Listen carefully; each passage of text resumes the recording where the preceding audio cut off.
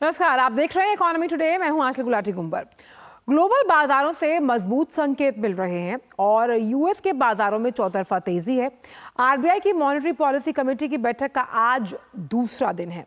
कल सुबह 10 बजे ब्याज दरों पर फैसला आना है। नरेंद्र मोदी को चुना गया है एनडीए गठबंधन का नेता। चुनावी नतीजों के बाद स्थिरता आने के भी संकेत सामने हैं। उतार चढ़ाव रहेगा लेकिन छोटी रेंज में। गिफ्ट निफ्टी की बात करें तो 75 अंक चढ़कर 22,700 के लेवल के ऊपर। घरेलू शेयर बाजारों में कल एक बड़ी रिकवरी देखने को मिली। सेंटिमेंट पॉजिटिव है। आज वीकली एक्सपायरी है। इन तमाम बातों पर डालेंगे नजर। मैं हूं आंचल गुलाटी गुंबर, लेकिन सबसे पहले कारोबार जगत की सुर्खियां यानी कि आर्थिक टॉपलाइंस को देखते हैं वो किस तरफ इशारा कर रही हैं। रक्षा मंत्रालय ने देश भर में 1128 शाखाओं में स्पर्श सेवा केंद्र खोलने के लिए 4 बैंकों के साथ एमओयू पर किए हस्ताक्षर। एमओयू पेंशन भोगियों को बाधा रहित कनेक्टिविटी प्रदान करेगा, खासकर दूर दराज के उन क्षेत्रों में जहां उनके पास स्पर्श पर लॉग ऑन करने के लिए तकनीकी साधन नहीं है।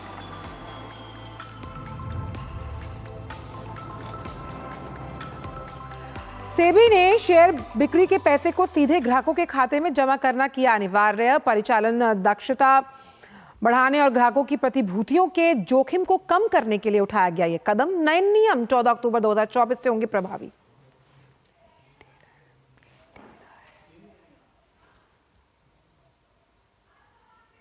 गाजियाबाद के हिंडन एयरपोर्ट से जल्द ही गोवा, कोलकाता और बेंगलुरु के लिए मिलेगी सीधी फ्लाइट। एयर इंडिया एक्सप्रेस ने हिंडन हवाई अड्डे से उड़ान शुरू करने के लिए किया ऐलान। इन उड़ानों की 1 अगस्त 2024 से होगी शुरुआत।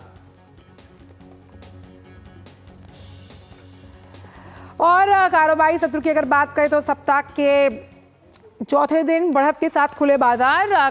कल कारोबार के अगर आखिरी घंटों की बात करें तो हरे निशान के साथ बंद हुए थे सेंसेक्स और निफ्टी।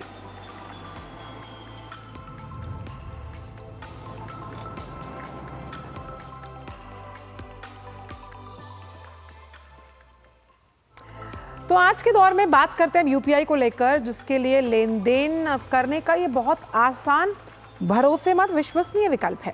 ये विकल्प अब साउथ अमेरिका के एक देश पेरू में भी जल्द देखने को मिलेगा। जी हाँ, एनपीसीआई यानी आपका अपना इंटरनेशनल पेमेंट्स लिमिटेड और रिजर्व बैंक ऑफ पेरू ने यूपीआई जैसी पेमेंट सिस्टम को पेरू देश में लागू करने के लिए साझेदारी की है। एनआईपीएल ने बयान में कहा कि यह सहयोग एक महत्वपूर्ण मील का पत्थर है, जिससे पेरू साउथ अमेरिका में यूपीआई सिस्टम को अपनाने वाला पहला देश बन गया। एनपीसीआई इंटरनेशनल के chief executive officer Ritesh Shukla का मानना है कि इस पार्टनरशिप का उद्देश्य पेरू के फाइनेंशियल इंफ्रास्ट्रक्चर को मजबूत करने से मिलेगा। इकोनॉमिक ग्रोथ को बढ़ावा भी मिलेगा। साथ ही साथ करीब 1 महीने पहले यूपीआई जैसी प्रणाली विकसित करने के लिए भुगतान नियामक ने बैंक ऑफ नामीबिया के साथ समझौता किया था। इसी साल फरवरी में श्रीलंका में भारत की यूपीआई सेवाएं शुरू की गई, जिसमें भारतीय यात्री यूपीआई ऐप का उपयोग कर श्रीलंका में बिजनेस प्लेस पर क्यूआर कोड के जरिए भुगतान कर पाएंगे। इसके अलावा मॉरिशस में भारतीयों के लिए बिना किसी परेशानी के रुपयों का भुगतान करने के लिए रुपए कार्ड, यूपीआई कनेक्टिविटी लॉन्च किए। तो आप समझ सकते हैं यूपीआई की पेमेंट सुविधा लगातार अपना विस्तारीकरण कर रही है और यूपीआई का डंका विदेशों में भी बहुत सर चढ़कर बोल रहा है।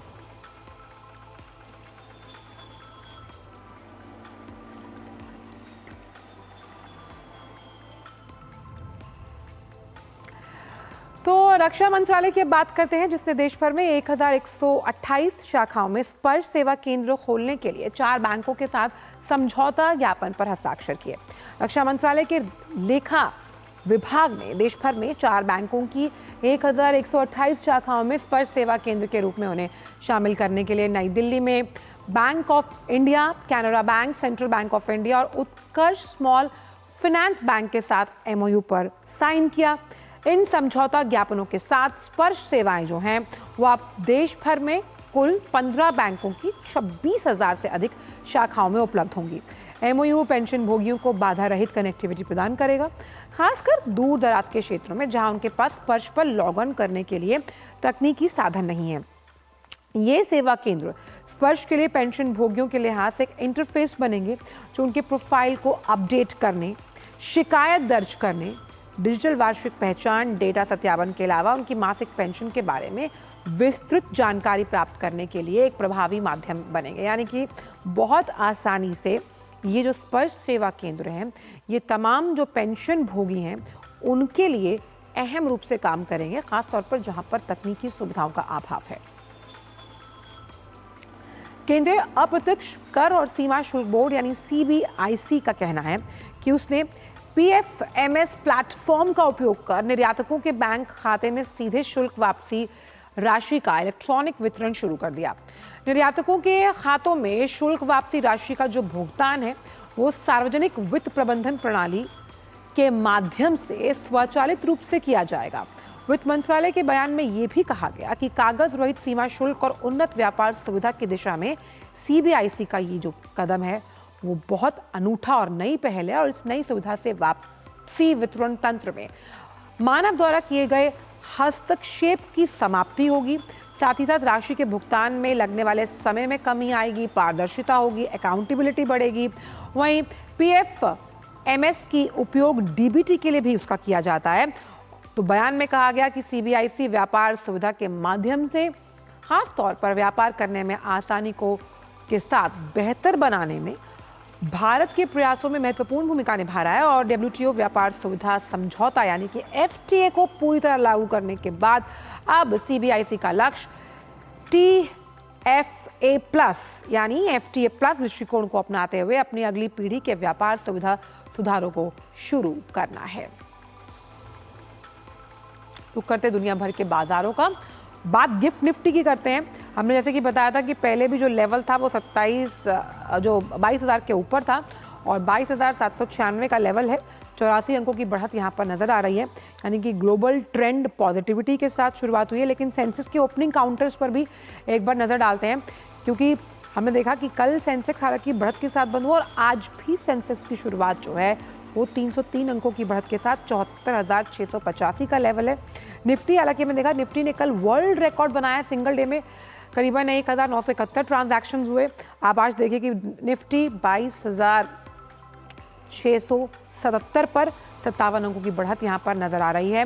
खास तौर पर जिस तरह से जो पॉजिटिव संकेत मिल रहे हैं सरकार बनने के, उसकी वजह से बाजार जो है इस वक्त बढ़त के साथ ओपनिंग काउंटर्स पर उन तमाम काउंटर्स पर नजर डालते हैं जो बाजार को सपोर्ट करने का, चीयर करने का काम कर रहे हैं। टॉप गेनर्स पर देखते हैं कि NTPC, SBIN, ONGC, tech Mahindra, power grid, तमाम काउंटर्स 2.25 से 3% की बढ़त के साथ NTPC चार्ट को लीड करता हुआ। एक बैंकिंग काउंटर है, एक ऑयल एंड गैस, पावर, यानी ये मिक्स्ड बैग है और NTPC यहाँ पर चार्ट को लीड करता हुआ नजर आ रहा है। बाय ऑन डिप की जब हम बात करते हैं, वो बड़े वैल्यूएशन के ब्लू चिप काउंटर्स जो इस वक्त गिरावट के साथ बाजार में, हिंदुस्तान यूनिलीवर FMCG का बड़ा काउंटर है, ब्रिटानिया, नेस्ले इंडिया, 3 बड़े काउंटर FMCG कंपनी के जो 2.25 से 3.25% की गिरावट के साथ, सिप्ला और टाटा कंज्यूमर, और खास तौर पर ये बड़े ब्लू चिप काउंटर्स हैं साफ तौर पर अभी गिरावट के साथ है। तो बाय ऑन डिप का मार्केट यहाँ पर नजर आ रहा है। ग्लोबल मार्केट अपडेट लेते हैं। US के बाजारों में हमने देखा कि नैस्डैक जो था बढ़त के साथ और डाउ फ्यूचर्स भी बढ़त का ही इशारा कर रहा है। S&P 500 में भी कल रैली देखी गई। नैस्डैक अभी भी 330 अगर हम बात करें तो इस पर इतना अंक ये आगे हो सकता है। लगातार US के बाजारों को एक उम्मीद है कि एक रेट कट आएगा और जो निविदिया है वो एप्पल से भी बड़ी कंपनी बन गई है, वहाँ पर बॉन्ड यील्ड में भी कहीं ना कहीं गिरावट है जिसका असर US के बाजारों पर पड़ता हुआ। यूरोपियन बाजारों की भी हम बात करते हैं और हालांकि यूरोपियन इलेक्शंस वहाँ पर हैं, उन पर बाद में जाएंगे। एशिया बाजारों का दमखम आप देखिए, वो US के बाजारों के साथ कदम ताल मिलाते हुए निकाई जो है वो 351 अंक, हैंगसेंग और कॉस्पी में भी बढ़त नजर आ रही है। तो तमाम जो चौतरफा अपडेट है मार्केट को लेकर, सेंटिमेंट पॉजिटिव है। लेकिन वक्त एक छोटे से ब्रेक का है। ब्रेक के उस पार आकर जानेंगे कि आखिरकार क्यों NSE ने वर्ल्ड रिकॉर्ड कायम किया है। ये रहेगा हमारा आज का फोकस वक्त एक छोटे से ब्रेक का इकोनॉमी टुडे में। Curiosity can take you to some out of the world places. Curious about this place? Scan this QR code before I take it off with my Seat tires. Seat, crafted for the curious. घुटना, कंधा या कमर, चाहे जैसा हो दर्द, doctor ortho आपको देता है दर्द से पूरी आजादी। ये कोई टेम्पररी पेन किलर नहीं, आयुर्वेदिक औषधि है। मैं कैप्टन होता ना, ओपन कराता। अब हर कोई ओपन करेगा तो मैच कौन क्लोज करेगा? तो भाई साहब अब कोई किसी की लाइफ में आग नहीं लगा पाएगा। समर कूल जो हर दिल करे कबूल। बात जब पीढ़ियों के लिए बनने वाले घर की हो तो जिम्मेदारी बड़ी हो जाती है। गैलेंट समझता है ये जिम्मेदारी। अब डबल एम रिब्स के साथ गैलेंट एडवांस TMT रीबार, निर्माण का रियल हीरो।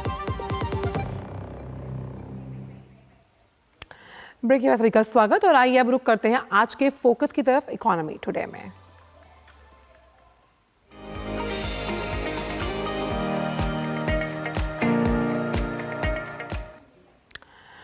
NSE जिसने देश में वर्ल्ड रिकॉर्ड बनाते हुए महज 6 घंटे 15 मिनट की ट्रेडिंग में सबसे बड़ा कीर्तिमान बनाया है। 6 घंटे और 15 मिनट की अगर बात की जाए यानी कि कल सिंगल डे ट्रेडिंग में 1971 करोड़ के ट्रांजैक्शंस हुए हैं। जानते हैं इस खास रिपोर्ट के जरिए।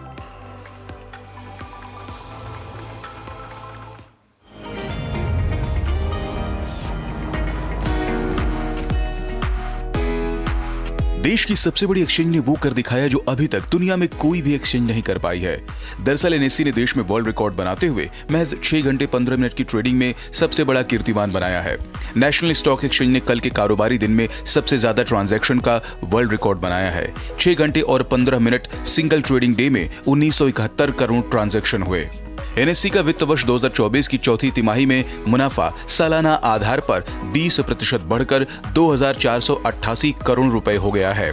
अर्थशास्त्री और IGRO के CEO डॉक्टर चरण सिंह का कहना है कि भारतीय अर्थव्यवस्था दुनिया के कई बड़े देशों से अधिक मजबूत है, इसलिए भारतीय स्टॉक मार्केट में भी गिरावट वक्ती थी। उन्होंने उम्मीद जताई कि आने वाले दिनों में शेयर बाजार में तेजी बरकरार रहेगी। The stock market should be good. And if you look at the foundation of the economy, which is strong and robust, if you look at the growth processes which have already started, are long lasting, capital expenditure is high, the economy should be doing well. Even the data released recently on gross fixed capital formation, which is investment, has a long term implication. That's also very good. The gross fiscal deficit is also in a very good limit. Globally speaking, there is no country today in the world which compares with India. Our growth rate, our performance, our strength. The stock market should continue to be robust and there should not be a cause of worry. National stock exchange की स्थापना साल 1992 में की गई थी और इसका संचालन साल 1994 में शुरू हुआ। दिसंबर 2023 तक मार्केट कैप के हिसाब से NSE दुनिया का छठा सबसे बड़ा स्टॉक एक्सचेंज था। जनवरी 2024 में इसका और बॉम्बे स्टॉक एक्सचेंज का मार्केट कैप कुल $4.33 ट्रिलियन हो गया, जिससे भारत दुनिया भर में चौथा सबसे बड़ा शेयर बाजार बन गया। Bureau report, DD news.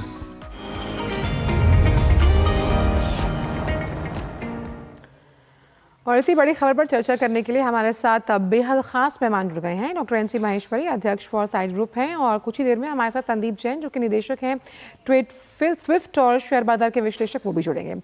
Maheshwari जी, बहुत बहुत स्वागत है आपका हमारे खास शो में। पहला सवाल ये कि NSE की इस उपलब्धि को आप किस लिहाज से देखते हैं? वर्ल्ड रिकॉर्ड कायम हुआ, सिंगल डे ट्रेडिंग में करीबन 6 घंटों में 1971 ट्रांजैक्शंस हुए हैं। Abhutpur, superb and wonderful. I think this can some of the proceedings of yesterday. 1971 were the orders given to the exchange system, और इतने बड़े ऑर्डर्स, आप अगर इसको मान के चलें, रफली 300 करोड़ ट्रांजैक्शंस के ऑर्डर पर घंटे में NSE ने बिना किसी रुकावट के, बिना किसी लेटेंसी के, बिना किसी भी देरी के परफॉर्म किए। और इन ट्रांजैक्शन में से करीब 28 करोड़ एक्चुअल ट्रेड में रिजल्ट हुए। 28 करोड़ का भी मतलब है कि पर घंटे 3 करोड़ ट्रांजैक्शन एक्चुअल ट्रेड में रिजल्ट हो रहे हैं। आप उससे समझ सकते हैं कि कितना ज्यादा इंडिया में पार्टिसिपेशन है। अगर हम टोटल आज बात करें 14 करोड़ जो हमारे डीमैट अकाउंट्स हैं, आने वाले टाइम में जो कि अभी रफली 10% ऑफ पॉपुलेशन है, अगर हम डेवलप्ड कंट्री के हिसाब से चले जहाँ 20-25% और इवन 30% की डीमैट अकाउंट्स हैं, तो ये जो संख्या है बहुत ही ज्यादा बढ़ने वाली है। और जब इतना ज्यादा रिटेल लेवल पे पार्टिसिपेशन होगा तो एक सपोर्ट जो मार्केट को मिल रही है, एक जो वाइडर पार्टिसिपेशन है, उससे एनालिसिस भी अच्छा होता है, उससे मार्केट की पकड़ भी अच्छी होती है, और उससे जो एक्चुअल ग्रोथ है, कंट्री की। और क्योंकि ये जो सेविंग्स है, हमारा जो स्टॉक मार्केट है उसका बेसिक काम क्या है, to turn the savings into a productive industry. हम इंडस्ट्री का जो ग्रीज है, इंडस्ट्री को जो लोन की रिक्वायरमेंट है, जो फाइनेंसिंग की रिक्वायरमेंट है, वो हम सेविंग्स को कन्वर्ट करके इंडस्ट्री तक पहुंचाते हैं। मुझे लगता है एक बहुत ही अच्छा माहौल देखने को मिला यस्टरडे, और मुझे लगता है आगे भी उसी ढंग से बना रहेगा। आप मानते हैं महेश भाई साहब कि जिस तरह से तमाम सरकार की आर्थिक नीतियां रही हैं, कई तमाम सेक्टर्स को लेकर, इंफ्रा की हम बात कर रहे हैं, हम पावर की बात करें, oil and gas, banking sector, उसका साफ तौर पर असर इक्विटी मार्केट पर पड़ता हुआ हमने देखा कि डीमैट अकाउंट की संख्या में जो इजाफा हुआ है वो इसी बात की तस्दीक करता है। बिल्कुल आप ठीक कह रहे हैं, क्योंकि गवर्नमेंट ने जो जनधन को था उसको एक बेसिक फोकस के रूप में यूज किया, और उनको लगा कि जब तक हमारा जो रूरल इकोनॉमी है, जब तक हमारा जो मार्जिनल फार्मर है, मार्जिनल वर्कर है, या जो हमारे लास्ट एंड पे काम करने वाला वर्कर है, वो मार्केट में, फाइनेंशियल मार्केट में पार्टिसिपेट नहीं करेगा, चाहे वो इंश्योरेंस प्रोडक्ट हो, चाहे उसका सोशल सिक्योरिटी प्रोडक्ट हो, चाहे उसका बैंक हो, चाहे उसका डीमैट अकाउंट हो, तो शायद देश उतना तरक्की नहीं कर पाएगा। और इसी विजन को लेते हुए हमने देखा कि ये इतना अच्छा काम किया। आप देखेंगे कि पहली बार इतना रहा कि स्टॉक मार्केट, हर लीडर ने कमेंट किया अपने इलेक्शन कैंपेन में, और हर एक ने इसको एक अभूतपूर्व सफलता माना, और इसको एक बहुत बड़ा इकोनॉमी की डेवलपमेंट में और अचीवमेंट में तो एक माइलस्टोन। महेश भाई साहब, आने वाले समय में हालांकि हमने देखा कि कुछ देर के लिए जो उतार चढ़ाव बाजार में हावी रहा, अब वो रेंज बाउंड तरीके से नजर आएगा, ऐसा कि तमाम स्टॉक एनालिस्ट का मानना है। ऐसे में आने वाला जो समय है 6 महीने से लेकर 1 साल का, आपका क्या व्यू पॉइंट है, और खास तौर पर उन बेहतरीन सेक्टर पर जिनके वैल्यूएशंस बहुत अच्छे होने वाले हैं? देखिए, इस चीज में आई थिंक ये क्वेश्चन को हम 3 सब क्वेश्चन में बांट सकते हैं। सबसे पहले तो जो कल इतना अच्छा ग्रोथ रहा या परसों इतना डाउन रहा, कि कहीं ना कहीं एक एप्रीहेंशन था कि शायद हमारा जो मैनेजमेंट ऑफ कॉन्ट्राडिक्शन है वो हम कैसे कर पाएंगे, इतने घटकों को साथ लेके कैसे चल पाएंगे। लेकिन मार्केट ने, रोलर्स ने, पार्टिसिपेटर्स ने, इन्वेस्टर्स ने लीडरशिप पे विश्वास दिलाया। उन्होंने देखा कि आज हमारे यूक्रेन से भी अच्छे संबंध है, तो रशिया से भी अच्छे संबंध है, ईरान से भी अच्छे संबंध है, तो इजराइल से भी बड़े अच्छे संबंध है। जब हम इतनी बड़ी बड़ी कंट्रीज के कॉन्ट्राडिक्शन को मैनेज कर सकते हैं, तो जो हमारे रूरल इकोनॉमी के घटक हैं, या जो हमारे जो आज पावर में जो लोग आएंगे, या जो हमारे गठबंधन के सहयोगी होंगे, या मैं तो ये मान के चलता हूँ कि कहीं जरूरत पड़े तो हम कुछ विपक्षी खेमे से भी सपोर्ट ले सकते हैं, और कहीं ना कहीं हम इसको मैनेज कर लेंगे। तो जैसे ही लोगों को एक कॉन्फिडेंस आया कि जो मैनेजमेंट ऑफ कॉन्ट्राडिक्शन है वो शायद लीडरशिप बड़े आराम से कर लेगी, तो उनका जो विश्वास था वो दोबारा जम गया। मुझे लगता है बड़ी तेजी से हम आगे बढ़ते जाएंगे। अब लाइक कुछ जो हमारे मेन घटक हैं उनसे रिलेटिंग, लाइक अगर आप टीडीपी की बात करें तो कैपिटल प्रोजेक्ट्स अटके हुए थे, तो वहां पे जिन लोगों को मेजर कंस्ट्रक्शन मिला था, आई थिंक नाम डिस्कस करना may not be the right thing, but उनको हो सकता है इमीडिएटली इजाफा लोगों को लगी मिल सकता है। ऐसे ही उनके अपने फूड कंपनीज हैं, उन फूड प्रोसेसिंग यूनिट्स में काफी अच्छा बेनिफिट मिल सकता है। अगर हम बैटरीज की बात करें तो बैटरीज में भी बड़ा अच्छा उनका शेयर्स है, तो बैटरीज में भी पार्टिसिपेशन हो सकता है। वैसे भी वो बैटरीज हमारे ईवी प्रोग्राम का पार्ट है। तो मुझे लगता है कहीं ना कहीं स्लाइटली डिफर होगा। तो मुझे लगता है कि मार्केट की जो डायरेक्शन है वो बढ़ेगी, लेकिन सेक्टर स्पेसिफिक अगर देखने के लिए मुझे लगता है हमें नेक्स्ट वीक तक का इंतजार करना पड़ेगा। थोड़ा सा एक बार पोर्टफोलियो एलोकेशन हो जाए, थोड़ा सा एक sort of CMP, common minimum programme, मुझे लगता है कि कहीं ना कहीं हमारी जो लीडरशिप है कहीं झुकने वाली या चेंज करने वाली नहीं है। जो हमारा सेट टारगेट है 100 डेज का, वो वही रहेगा। लेकिन फिर भी कहीं ना कहीं कुछ ना कुछ लोगों को फ्लेक्सिबल अप्रोच रखने की जैसे बात है, कहीं करना पड़ेगा, कहीं उनके व्यूज को एडजस्ट करना पड़ेगा। तो एग्जैक्ट कौन सा सेक्टर चलेगा तो मुझे लगता है हम नेक्स्ट चर्चा करेंगे नेक्स्ट वीक में। लेकिन मुझे जो ओवरऑल मार्केट का ट्रेंड है, आप ये देखिए टोटली सपोर्ट है बाय द इंटरनेशनल। आज अगर हम डो जोन्स की बात करें तो अक्टूबर से अब तक उसने 30% प्लस का रिटर्न दिया। तो इसी तरह बाकी वर्ल्ड इकोनॉमी है, अगर इतनी अच्छी इकोनॉमी बाकी देगी तो ये सारे एक दूसरे से इंटरवेल कनेक्टेड है। मुझे लगता है कहीं भी इन्वेस्टर्स को डरने की कोई अपेक्षा नहीं है, कोई उसको ऐसा ये बहुत अहम बात आपने कही है कि निवेशक को डरने की जरत नहीं है। हमारे साथ संजय जी भी जुड़ गए हैं ट्रेड स्विफ्ट से। संदीप जैन जी, संदीप जी बहुत बहुत स्वागत है आपका इस खास शो में। पहला सवाल तो यही है, जो बड़ी उपलब्धि 1971 करोड़ रुपए के ट्रांजैक्शन ने के जरिए एनएसई ने हासिल किए, ये तो अपने आप में वर्ल्ड रिकॉर्ड है ही। वो तमाम सेक्टर्स कौन से ड्राइविंग फोर्स रहे इस उपलब्धि को भारत की झोली में डालने के लिए? बिल्कुल, first of all thank you so much. और हमारे बहुत ही सीनियर माहेश्वरी साहब बैठे हुए हैं। एक्सचेंज की ग्रोथ को जितना इन्होंने देखा है करीबी से, शायद हमारे कई मेंबर्स और हिस्ट्री में देखें तो देखा नहीं होगा। और ये बहुत बड़े बड़े फोरम्स में, वर्ल्ड एक्सचेंज फोरम्स में और ये सब में इंडिया को रिप्रेजेंट किए हैं। But anyways it's a great achievement. और अचीवमेंट का रीजन भी है कि देखिए इंडिया का जो टेक्नोलॉजी और एक्सचेंजेस की जो रोबस्टनेस है, फिर हमारे रेगुलेटर्स, उनको तो हैट्स ऑफ, क्योंकि जो पिछले 2-3 सालों में जो एक साथ बहुत सारे रिफॉर्म्स है उसका बहुत बड़ा बेनिफिट मिला। और इतनी बड़ी वॉलेटिलिटी के बाद भी कोई ऐसी रिस्क, इनहेरेंट रिस्क सिस्टम में नहीं दिखती है। सो दैट इज अगेन जो हमारे रेगुलेशन, स्ट्रॉन्ग रेगुलेशंस आए हैं उसका फायदा। और हमें ब्रोकर्स को भी अब पता चलता है कि कई चीजें और बेहतर के लिए हुई है और भी आगे होगा। बट यस, मुझे ऐसा लगता है मार्केट्स में, आपने सेक्टर्स की बात कही, तो सेक्टर्स में जिस तरीके की ये जो तेजी बनी है, इसमें एक तो एफएमसीजी, आईटी थोड़े नेग्लेक्टेड थे, या फार्मा ये थोड़े कम चल रहे थे। बट कल के मार्केट्स में हमने देखा, या परसों के मार्केट्स में HUL was a rank out performer, क्योंकि वहां पे ऑलरेडी अंडर परफॉर्मेंस था। तो कुछ जगह पे बहुत एक्सुबरेंस और बहुत ज्यादा ओवरहीटेड लगने लगे थे, जैसे कि PSU सेक्टर्स है, या अडानी स्टॉक्स है, या फिर आपके बैंक्स थे, ये सारे तो वो थोड़े से अंडर प्ले कर रहे हैं 2-3 दिनों से। आज हालांकि वो भी मार्केट्स में ठीक ही परफॉर्म कर रहे हैं, क्योंकि जब ये क्लैरिटी आ गई है मोदी 3.0 की, तो सर्टेनली उसका बेनिफिट अब वापस से जो 2-3 दिनों में जो काफी ग्राउंड लूज किया। आज तो बल्कि एफएमसीजी काउंटर्स जो है वो चार्ट को लीड करते हुए नजर आ रहे थे। हमने देखा ब्रिटानिया और तमाम नेस्ले, जो तमाम काउंटर्स हैं वो कहीं ना कहीं चार्ट पर अपनी मजबूती और चीयर के साथ खड़े हैं। संदीप जी, ये भी जानना बहुत ज़रूरी है यहाँ पर, ख़ास तौर पर जिस तरह से BSE और NSE का जो मार्केट कैप है उसका ज़बरदस्त विस्तारीकरण हुआ है। आने वाले समय में निवेशकों के लिए अगर हम देखें, वो 3 रोबस्ट सेक्टर्स जिनकी अगर हम ग्रोथ की बात करते हैं, जिनकी परफॉर्मेंस की बात करते हैं, वो आउट ऑफ द बॉक्स रहने वाली है। नहीं, देखिए इंफ्रा तो सर्टेनली चलेगा ही। इंफ्रा इंडिया में ऑलरेडी बहुत बड़ा कैपेक्स आ रहा है, और वापस से मोदी 3.0 में भी मुझे लगता नहीं कि इंफ्रा के ऊपर कोई चेंज आने वाला है।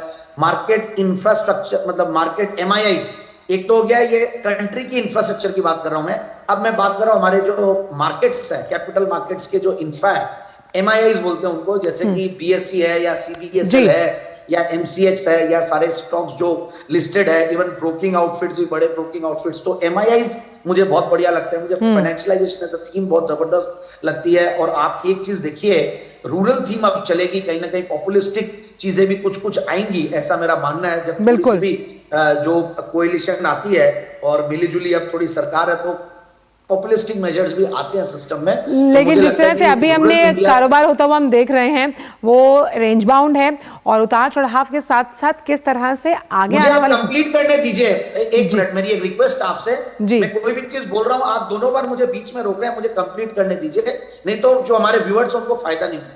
जी बोलिए। Anyways please carry on. समय हमारे पास कम है, समय की कमी है, लेकिन आगे भी कभी इस तरह के शो होंगे तो आप लोगों से चर्चा जारी रहेगी। बहुत बहुत शुक्रिया महेश्वरी जी और साथ ही साथ संदीप जी आपका इस शो पर जुड़ने के लिए और अपने विचार इस मंच से साझा करने के लिए।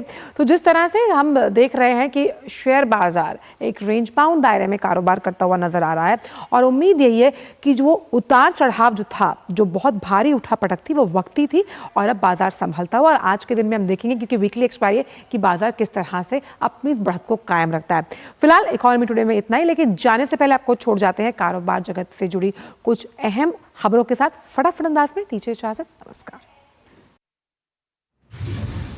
सार्वजनिक क्षेत्र की कंपनी कोल इंडिया लिमिटेड ने चालू वित्त वर्ष 2024-25 के पहले 2 महीनों यानी अप्रैल और मई के दौरान सरकारी खजाने में 9,560 करोड़ रुपए का योगदान दिया है। कोल इंडिया लिमिटेड की घरेलू कोयला उत्पादन में करीब 80% हिस्सेदारी है। वित्त वर्ष 2025 के लिए कोल इंडिया का उत्पादन और उठाव 838 मीट्रिक टन रहने का अनुमान है। मार्केट रेगुलेटर सेबी ने शेयर बिक्री के पैसे को सीधे ग्राहकों के खाते में जमा करना अनिवार्य बना दिया है। संचालन दक्षता और ग्राहकों के पैसों का जोखिम कम करने के मकसद से सेबी ने यह कदम उठाया है। सेबी की ओर से जारी अधिसूचना के मुताबिक यह नए नियम 14 अक्टूबर 2024 से प्रभावी होंगे। वर्तमान में समाशोधन निगम प्रतिभूतियों के भुगतान को ब्रोकर के खाते में जमा करता है। उसके बाद इसे संबंधित ग्राहक के डीमैट खातों में जमा किया जाता है। मारुति सुजुकी इंडिया का कहना है कि वह सौर ऊर्जा और बायोगैस से जुड़ी अक्षय ऊर्जा परियोजनाओं को चालू करने के लिए 3 साल में 450 करोड़ रुपए का निवेश करेगी। वित्त वर्ष 2023-24 में कंपनी ने इस क्षेत्र में 120.8 करोड़ रुपए का निवेश किया था। कंपनी ने बयान में कहा कि वह वित्त वर्ष 2024-25 से 3 वर्षों में इस निवेश को करीब 4 गुना कर